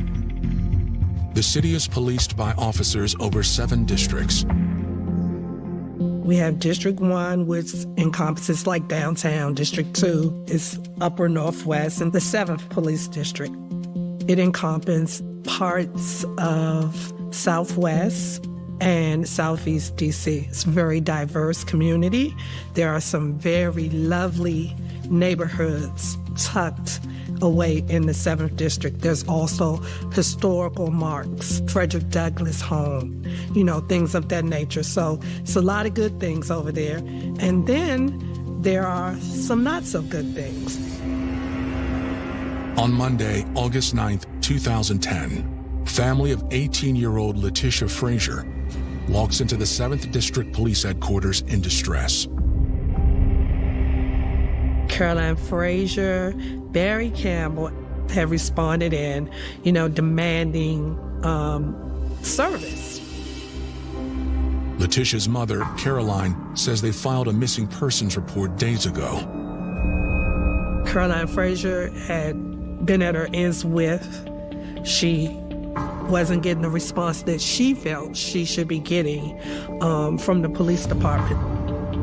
They was telling her she's a teenager, she just probably didn't come home, and so then we all went back to 7D. Detective Jackie Middleton meets with him. The family gave me the layout of what had happened, what had transpired through the past week. Caroline says they first became worried a week ago when Letitia, also known as Tish, didn't answer their calls. We called Tish, no answer. Kept on calling Tish, and no answer. And we say, this ain't Tish that don't answer her phone. We didn't get no calls from her. We called her. We were trying to figure out what was wrong. And, nobody heard from her, and nobody this. So we started looking for her. When they couldn't find Letitia, they went to authorities, but hit another roadblock. Letitia Frazier was now an adult. They were told that they had to wait 24 hours to report her missing. They tried to say that she ran away, but we say she don't never run away. I said, that's not like her. She wouldn't be doing that because she has a daughter here, so she wouldn't be doing that. She would not just not come home. She kept the child with her. On her days off, her mother helped her because she worked. And so Caroline would keep the baby with her so that Letitia could work.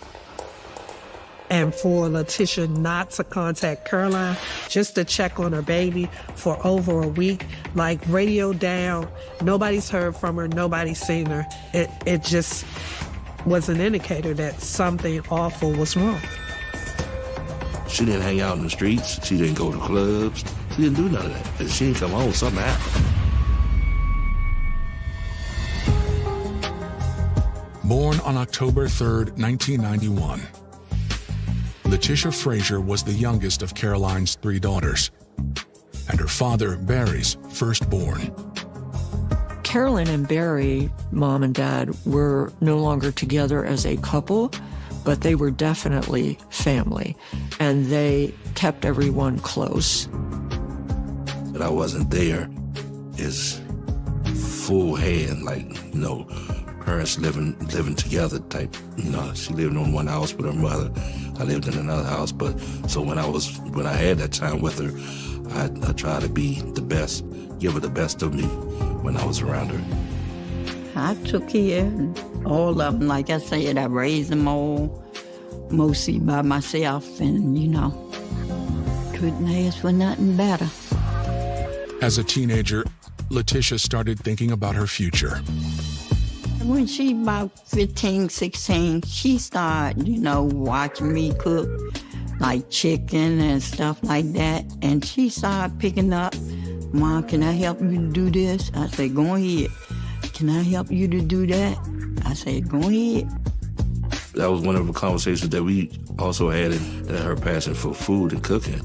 I was like, wow, so that's why you should, continue to go ahead and go to school once you, graduate, focus on, your career in cooking.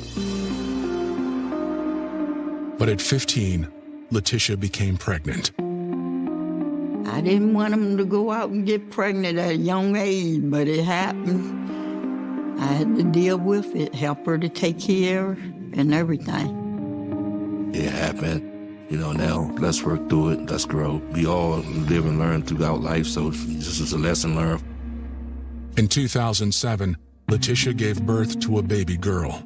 It was just that precious. I felt real good as a grandfather, and my daughter was real happy. She was a good mom. I mean, she did everything she could do for her. She bought her stuff when she was working, made sure she ate good, did her hair and everything. Letitia was determined to finish high school. She stayed in school, she focused, she continued, she graduated on time. So she had a scholarship to go to PG for culinary arts. But she didn't want to go right after school. She wanted to spend time with her daughter. That was another, just mother spending time with her child. She wanted to just be out of school for a year. She loved her baby, was working at McDonald's and everything. So she was doing up okay. She was about her daughter all day, every day. Outside of work, she was with her daughter.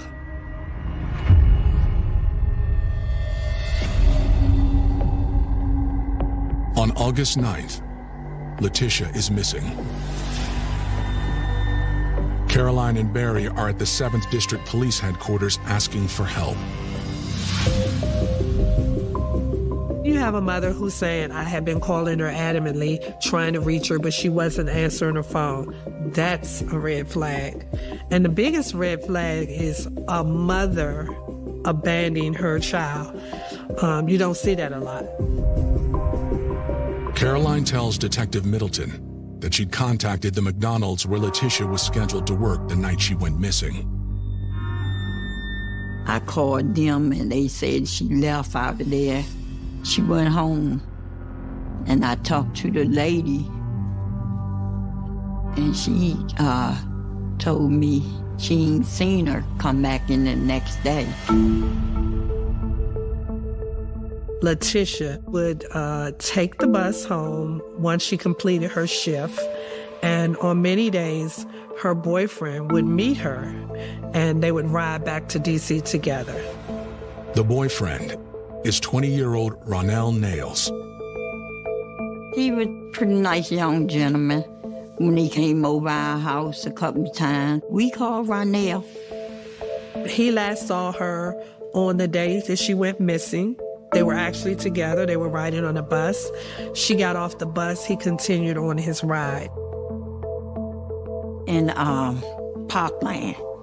He got off, so she supposed to met some friends of hers. The detective asks if there are any other men in Letitia's life. They mention Marcus Sharp, the father of Letitia's daughter. They remained friends. That was confirmed through Caroline Frazier that they weren't together and that they were co-parenting. Detective Middleton has heard enough to share the family's concern. I now want to talk to all these people. So going forward, that's what I did. Once the fire got sparked under Miss Middleton, she went rolling. She didn't, she went out and stomped the pavement. This was a young lady of stability. This is more than just a missing person.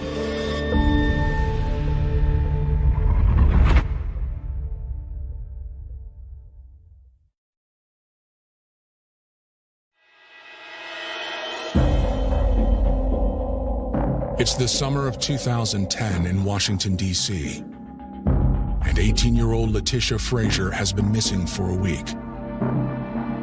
Having met with her family, Detective Middleton has a list of people to talk to, starting with Letitia's manager at the McDonald's where she worked. That was the last place she was seeing, so you start there. Did she get in an argument with a customer? Were there any threats? Did she have any problems? Talking to her manager, she was a good girl, a hardworking girl, a valued employee. And she never missed work. She was never late. Letitia's day at work was a normal day. Co-workers didn't mention anything out the norm. her attitude, demeanor, everything. She was just her loving self. The manager confirms that Letitia left work and got on the bus with her boyfriend, Ronell Nails. According to what I'm told is he's the last person to see her. So now we have to determine when he last saw her, what was going on, so on and so forth. So we interview him. Detectives bring Ronell in the next day. He was very upset with that situation. Anyone who really knew Letitia knew that she would not do this. She would not just walk away from her family and her job and her daughter especially. According to Ronell, Letitia said she'd meet up with him later at his house, but she never showed up. They got on the bus, the P-bus, like they normally do. She told him, according to him, that she was going to hang out with some friends. And, you know, it's early in the evening, 5-ish, 6-ish, you know. He didn't see any problem with that, you know. So that's what she did. He went on home. He seemed concerned, you know. I felt after talking to him that he didn't do anything to her. But a gut feeling isn't enough. We asked him if he would be willing to take a polygraph, and he did take a polygraph test, and it showed no deception. Before Ronell leaves, he makes a suggestion. He suggests that we talk to the baby father. Marcus lived around the corner from where he last saw her. He knows that that's where she got off the bus at, so could Marcus have seen her? He could have. He could know something. Naturally, he's going to be someone you're going to look at. You want to know if there's issues going on between them. Is there any jealousy of him knowing that she's now dating someone else? They find Marcus at his home. He had no problem with talking to me and gave me that he hadn't seen her. I did ask him would he be willing to take a polygraph, and he did. And he passed the polygraph or showed no deception. Her child's father, he was cleared and nothing came of that. With Marcus and Ronell in the clear, the only clue Detective Middleton has left is that Letitia got off the bus in the Parkland neighborhood on the night she disappeared. Detective Middleton knew at this particular point that she's in the right neighborhood to be looking, because this is a neighborhood where Letitia has friends. I had flyers made with the Metropolitan Police Department logo on it, a picture of Letitia, Crime Solvers numbers, the 7th District's phone number, and my number as well. While putting up the flyers, recanvassing, you know, even talking to neighbors over and over again, you know, to see if they heard or saw anything. She is joined by Letitia's family. The mom, Carolyn, took it upon herself and the rest of the family whenever they weren't working, they were all out in the streets. They were, you know, banging on doors, putting up posters. We have an employee missing from work. We have a mother who hasn't been in contact with anyone. Something's going on here. Let's try to figure out where she is.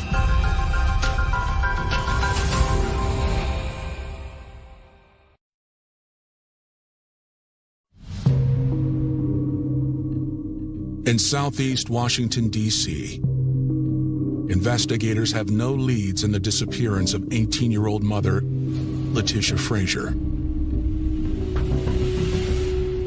Family members and detectives scour the Parkland neighborhood, where Letitia told her boyfriend she was going to see a friend.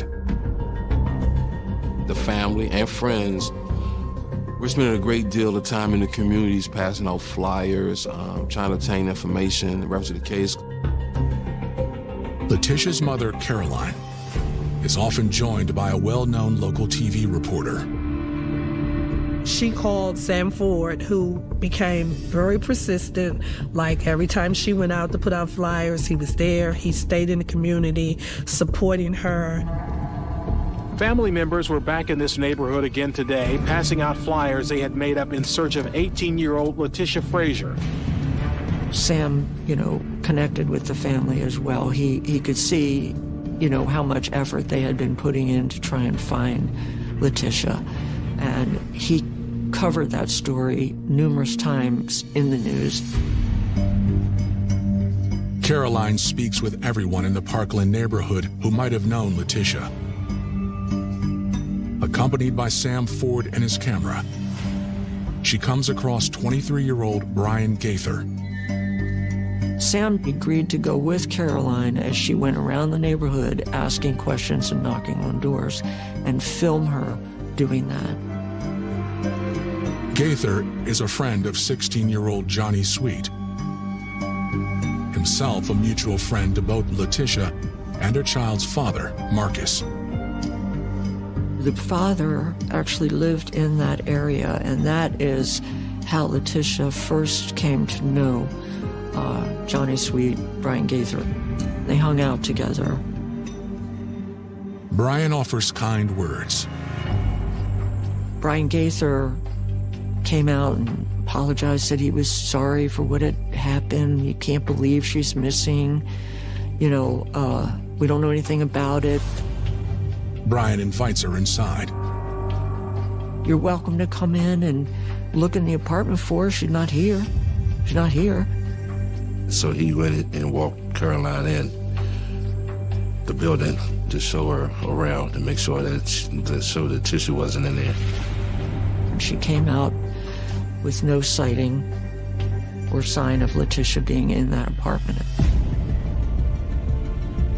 Caroline's efforts don't uncover any news on Letitia's whereabouts. But there is a sign that someone in the neighborhood knows something. The flyers were going up and the flyers were coming down. Like they would go through on Wednesday, put flyers on all the light poles and hang them on doors and stuff. And then in the immediate area where we had suspected she was last seen, those flyers would be torn down. Okay, and we couldn't understand why and couldn't figure out what was going on. I found it to be very strange. I've been involved in missing person cases and community pools together. They don't tear down the flyers. It was clear through the investigation that someone didn't want Letitia found. Letitia's family doesn't give up. They continue to hang flyers and hold out hope she will come home. Every day we put them up, they were taking them down, and we kept it going on. Summer turns into fall with no sign of Letitia. Then, a disturbing new development. One of the sisters of Letitia Frazier began to receive social media threats saying that her sister was dead, stop looking for her. If we keep looking for Tisha, they say that somebody gonna get hurt. One of the threats that they received, and it was Letitia is dead, one gone, more to come. To investigators, the threats are a potential break. Somebody's knows something or is saying they know something and saying where she could be. So let's get somebody involved to try to track where these messages are coming from. They were able to get search warrants for that account. They were able to locate the IP address for where that had come from. Okay, let's go, team. We're all excited. We're gonna go out, we're gonna look for this address.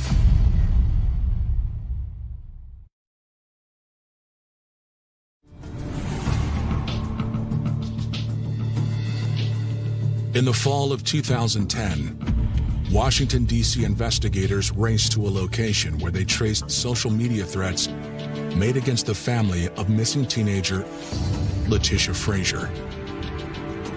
We follow the directions to a T, and it takes us, to this address, and we get there and boom, it's a vacant lot. We could only assume that somebody was using their hotspot at that location in this lot. They parked their car there and sent these emails or text messages. So now we just like regroup time. We gotta try to figure out where can she be, who is she with, what happened. Caroline was persistent. She just kept going, and she kept bringing the media, so it was in our faces. Every citizen saw it. Her daughter, 18-year-old Letitia Monique Frazier, disappeared after leaving her job at McDonald's last August 2nd. She was last seen around Trenton Place Southeast, where the family passed out flyers last summer. It eventually pulled on the heartstring of someone. Someone got tired of watching on the news the mother grieving and the mother requesting answers. Someone felt the need to call the Crime Solvers. The tip comes in on January 10th, 2011, 6 months into the investigation. An anonymous tip came in that Letitia was murdered and that 6 people were involved. We were able to track that information back to the caller. And the caller, really didn't want to come in, but we talked to that person. The informant laid it out, and the informant put names to the players, but they were mostly first names and nicknames. One, known as Black Jesus, is 16-year-old girl Anika Nelson. The informant helps investigators identify the other 5. All of these people were supposedly friends of Letitia. There were 3 boys, 3 girls. Johnny Sweets, Anika Nelson, Brian Gaither, Lene Bell, Kamal Hassan, and Cynthia Proctor. There were 6 players involved, the youngest being 16, and I think the oldest person at the time was 23 years old. The youngest person was Anika Nelson.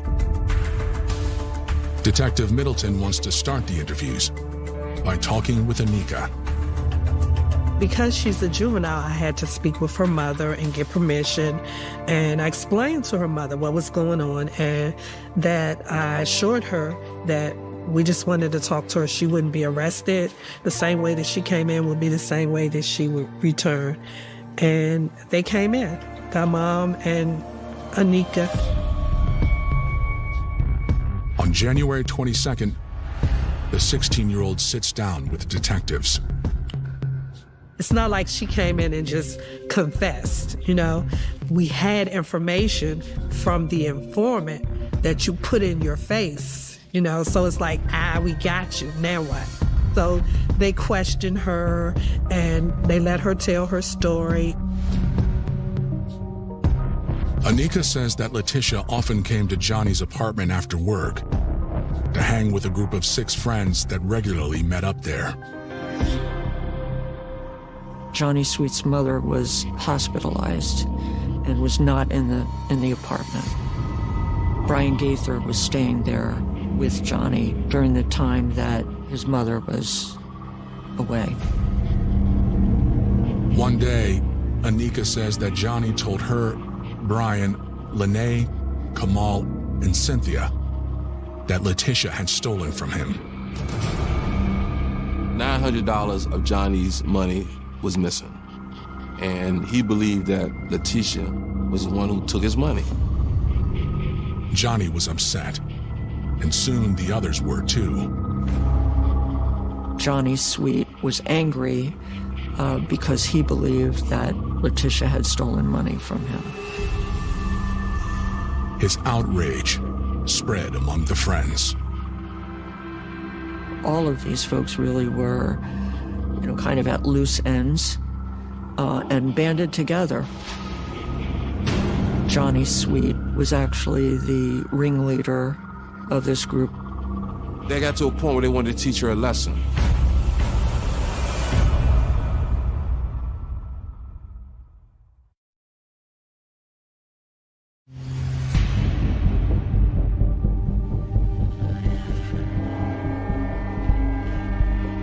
On January 22nd, 2011, Washington, D.C. detectives are questioning 16-year-old Anika Nelson over the disappearance of her friend, Letitia Frazier. Anika says that she and a group of 5 friends were angry with Letitia for allegedly stealing money from Johnny Sweet. Johnny came up with a plan. They would lure her to the apartment, and then when she arrived, they would assault her.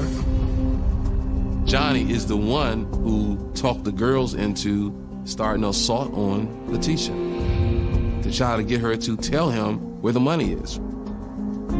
Following her shift at McDonald's, Letitia arrived at the apartment to hang out.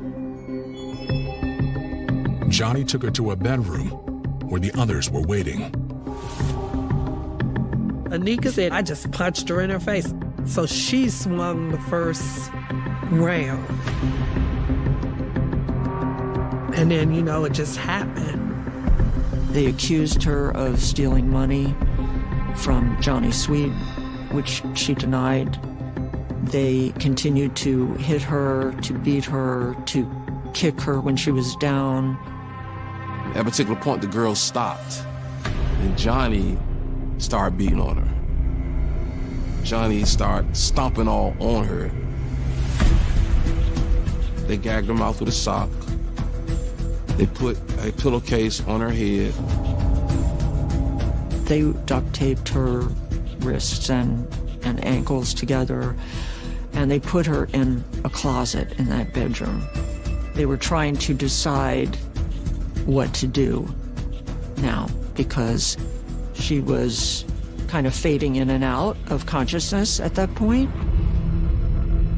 Unsure what else to do, they left Letitia in the closet.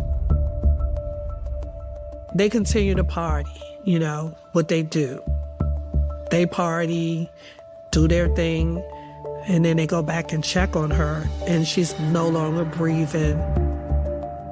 So they panic, and now we have a body. What are we gonna do?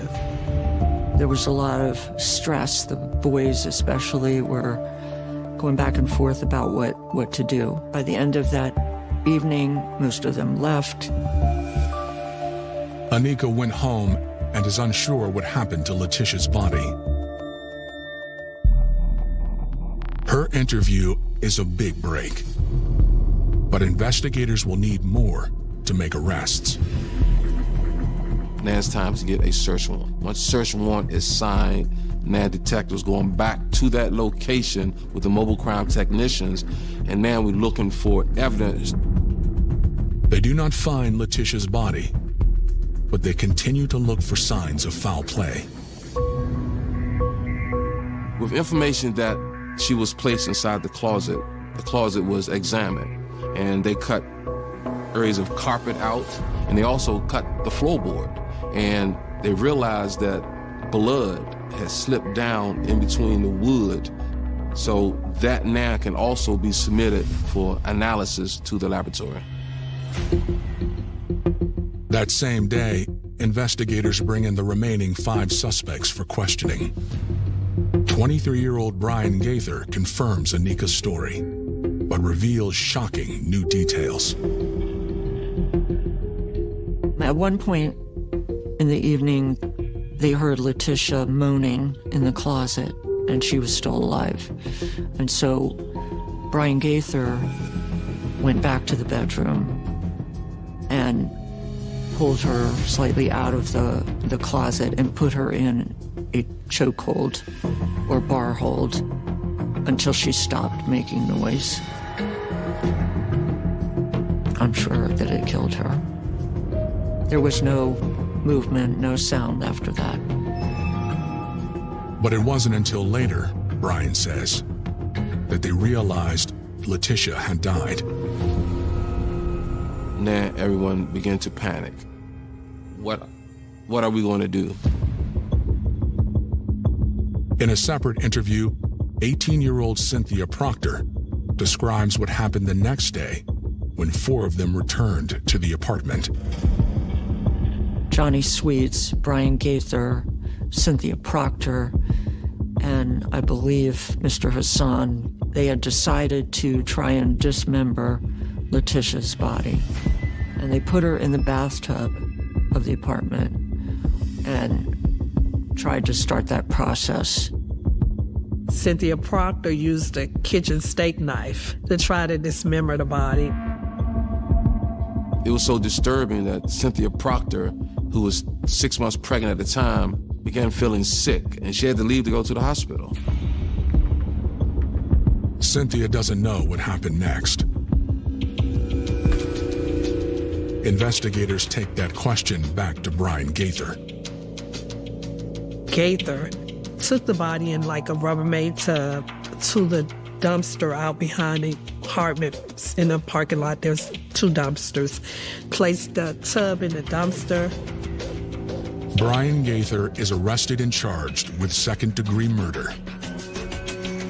Charges follow for Anika Nelson, Lene Bell, Johnny Sweet, Cynthia Proctor, and Kamal Hassan.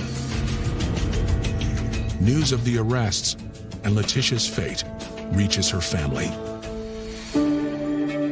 It was more of a bittersweet. We was happy that we got to the bottom of it. You still had questions. The biggest question for law enforcement and Letitia's family is the same. Where is Letitia's body? The dumpster where they put the body is in the rear of the apartment where they were. We track it to a landfill. By now, 5 months in, that landfill is a mountain of like 70 feet tall. There was no guarantee that the evidence would still be intact, so command decision was made that we wouldn't unearth the mountain to look for the body. It was hard. It was hard that I ain't had no body for her. And, you know, I couldn't put her in the ground the way I wanted to do. For prosecutors seeking 6 convictions in connection with Letitia's death, not having a body is a major obstacle. It's very unusual to have cases that go to trial where you do not have the victim's body. All you have is people testifying about what happened.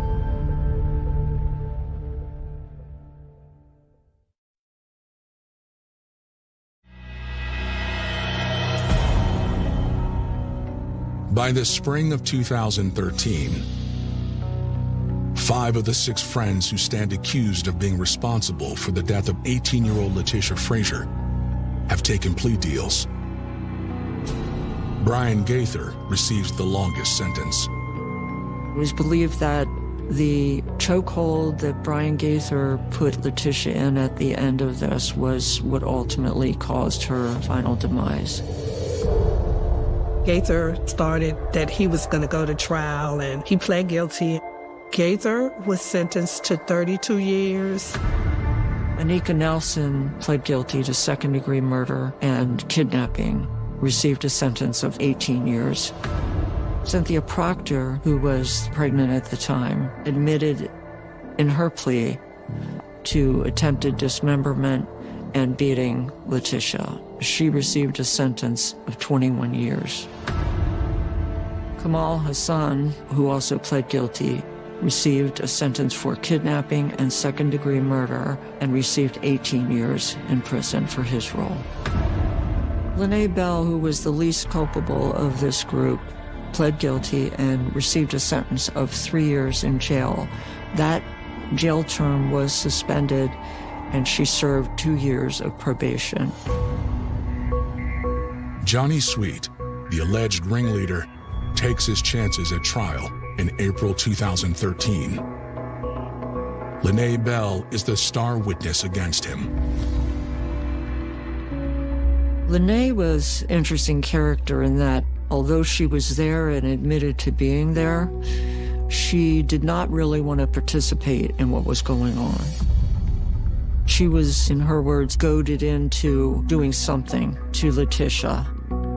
We didn't know all of what happened until the court. And then that's when Lene Bell put it all on the line.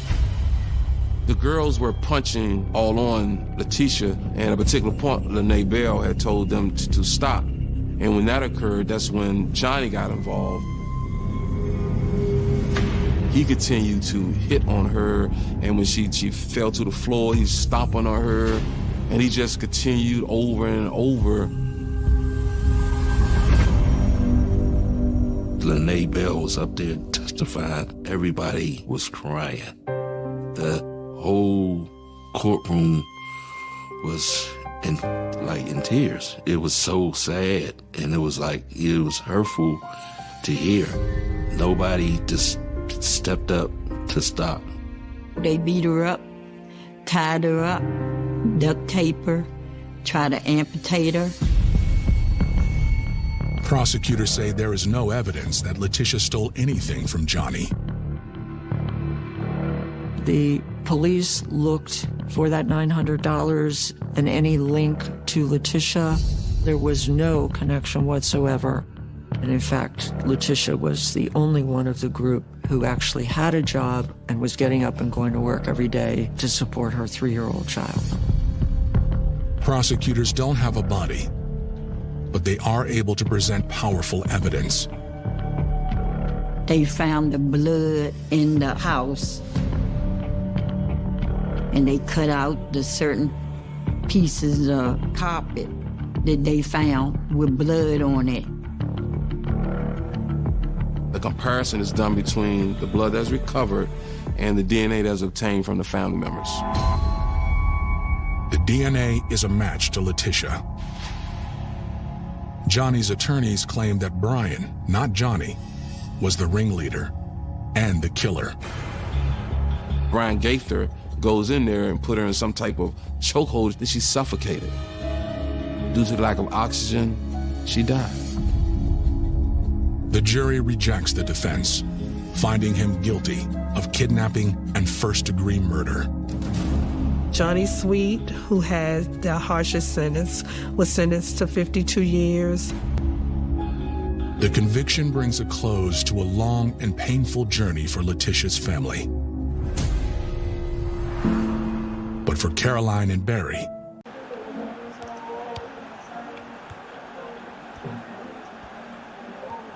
cơ hội để tổ chức một tình huống phản công cho đội bóng. Thủ môn đã cản phá xuất sắc. Và kỳ vọng vô cùng hoàn hảo.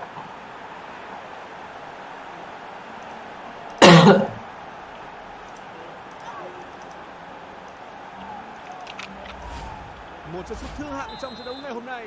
Bàn thắng quá hoàn hảo. Bàn thắng đã tới sau pha điểm bóng đơn giản từ tình huống cản phá trước đó của thủ môn.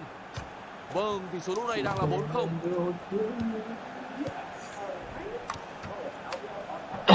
Một tình huống dứt điểm. Cú sút đưa bóng đi trúng cột. Ném biên cho Manchester City. Anh ấy đang chuẩn bị thực hiện pha tạt bóng. Mark Brighton đã nổ súng, phát ghi bàn đẳng cấp. Một tình huống ghi bàn rất ấn tượng của cầu thủ đó. Đó là pha giằng xếp tạt bóng từ bên phía cánh trái hoàn hảo và bàn thắng đã được ghi. Đó là pha đánh đầu hoàn hảo, một bàn thắng tuyệt vời. Họ đang dẫn trước với khoảng cách khá xa. Một tình huống dứt điểm, pha ghi bàn cực kỳ đẳng cấp. Bàn thắng đã tới, thật sự đơn giản khi có tới hai cầu thủ áp sát thủ môn. Tỷ số lúc này đang là vô cùng cách biệt rồi.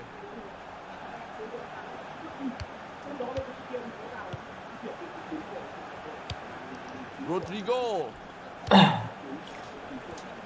Một tình huống phản công nhanh, một siêu phẩm đã được vẽ ra.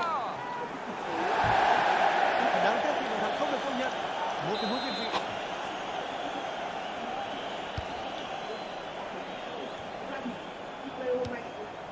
Rodrigo. Đó là pha phản công. Một cú sút. Một bàn thắng tuyệt vời.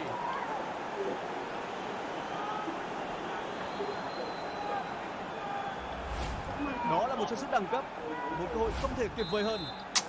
Đội bóng giành chiến thắng đã chơi áp đảo trong suốt thời gian đã qua với thế trận một chiều.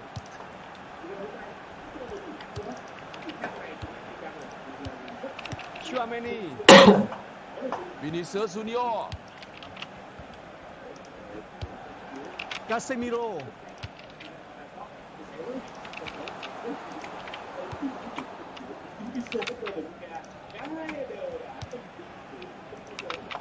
Đó là tình huống phân bóng lên cho thủ môn.